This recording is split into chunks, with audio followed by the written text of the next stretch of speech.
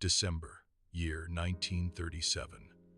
Winter settled over the ancient Chinese capital of Nanjing like a silent warning. For weeks, the city had been preparing for the inevitable. Japanese forces were advancing rapidly across China, leaving destruction behind them. Government officials fled first, then soldiers, then anyone who had the means to escape. Hundreds of thousands of civilians remained, trapped inside a city that was about to become a nightmare. On December 13th, the gates fell. Japanese troops poured into Nanjing from every direction. What followed was not a battle, it was something far worse. Soldiers moved through the streets in waves, breaking into homes, dragging people outside, setting buildings on fire. Anyone suspected of being a soldier was executed immediately.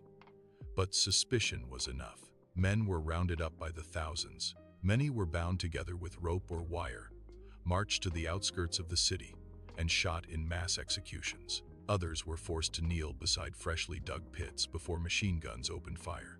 Bodies fell into the graves before they were even dead.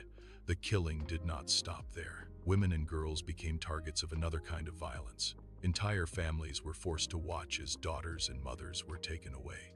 Many never returned. Those who survived carried wounds that would last a lifetime. Children wandered the streets alone, searching for parents who would never come back. The city descended into chaos. Looting was everywhere. Fires burned unchecked. Corpses lay in the roads, frozen in the winter air. Rivers turned dark with bodies. Some estimates say tens of thousands were killed in just the first days. Others place the total far higher. Amid the horror, a small group of foreigners refused to abandon the civilians. Businessmen, missionaries, and doctors created a safety zone inside the city, risking their own lives to shelter refugees. One of them was John Rabe, a German businessman who used his position to protect thousands of Chinese civilians. Inside the zone, terrified families crowded together, hoping the nightmare would end before the soldiers reached them. Sometimes it worked, sometimes it did not. Outside the safety zone, the violence continued for weeks. Mass executions, assaults, systematic destruction. It was not random chaos. It was organized terror. Survivors would later describe the sounds of gunfire echoing day and night, blending with screams and the crackling of burning buildings. By the time the killing finally slowed, much of Nanjing had been reduced to ashes.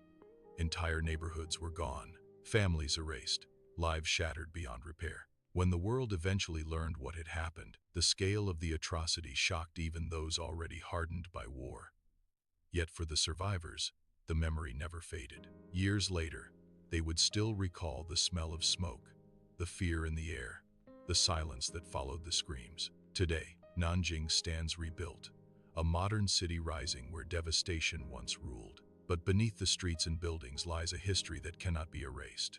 Memorials now mark the places where mass graves were discovered. Names of the victims are preserved, so they will not be forgotten, because remembering is the only defense against repeating the past. The Nanking Massacre remains one of the darkest chapters of the 20th century, a reminder of how quickly humanity can collapse when cruelty goes unchecked, and how ordinary people can become victims of unimaginable violence. History does not whisper its warnings, it shows them in the scars left behind.